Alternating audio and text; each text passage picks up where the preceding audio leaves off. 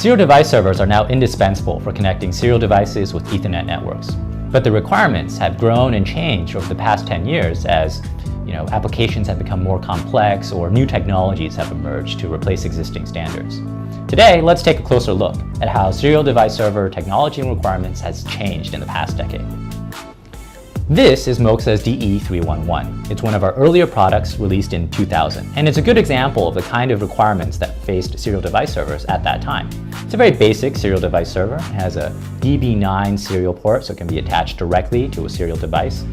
And you can configure RS-232, 422, and 485 serial communications directly in hardware with these DIP switches.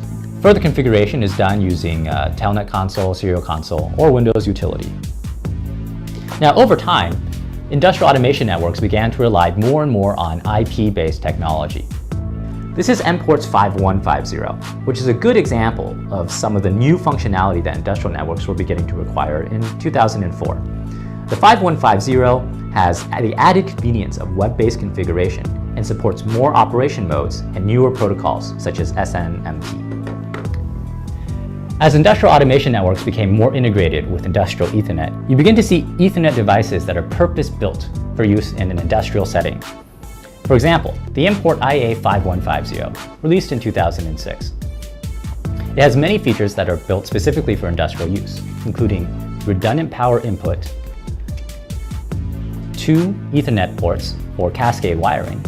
It has a vertical, narrow, very compact, space-saving form factor, so it can be stacked side by side, and it's DIN rail mountable. As industrial automation networks grow more sophisticated, there's also a growing awareness among operators that their industrial networks, just like enterprise networks, face cybersecurity threats and challenges. The NPort 6150 from 2006 was born of these concerns. It's a more sophisticated serial device server that includes lots of security features built in, including support for security protocols such as SSH and SSL right on the device server level. Now, the most recent trend in industrial automation has been to create more green systems, more environmentally friendly systems that are also more reliable. Now, for a serial device server, a green device server is one that consumes very little power, which means it can run entirely on just solar power or battery power.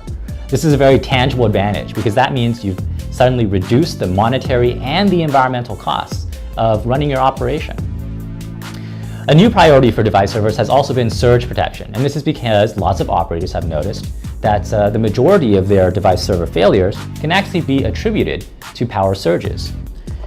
The Moxa NPort 5150A and the NPort IA5150A both consume very little power and have complete surge protection on the serial, Ethernet, and power lines.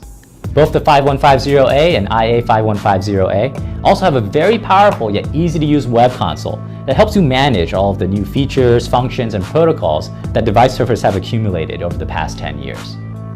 There you have it. As you can see, serial device servers have changed over the past decade, and these are changes that have been reflected in Moxa's product line. Every product you see here, from the 10-year-old DE311 to the very latest NPort IA5150A, is still available for order from Moxa and receives complete support from our global network of certified distributors and customer service personnel. You can check for specs on the website, and thanks for watching.